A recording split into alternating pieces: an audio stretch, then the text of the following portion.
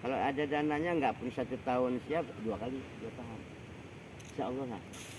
Besok kalau tadi saya udah ngomongnya Pak Yana, kalau besok hadir Pak PJ, saya sampaikan keinginan Gampung supaya terjadi sharing dengan dinas. Nah, itulah harapan kita ini. Yang tadi udah dibersihkan oleh DLHK, Pak? Iya, sudah dibersihkan DLHK, tapi ini hasilnya mungkin belum maksimal.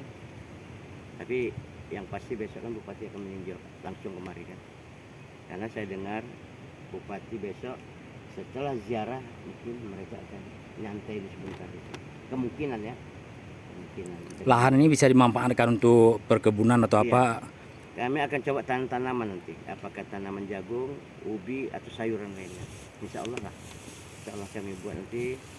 Mungkin kami awal dengan pagar nanti kalau bisa ada dana. Cuma harus serahkan ke kampung dulu, Pak ya? Ya, serahkan kampung tapi anggaran harus dari Daerah ya. Jangan diserahkan kampung, anggaran nggak ada. Iya ya.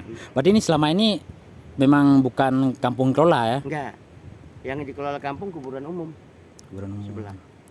Nanti dua pemakaman kita bari. Satu lagi yang depan tuh kan. Nah, di sini berapa semua makam masal? Yang saya dengar 3. 3 ya. Satu dekat Korem.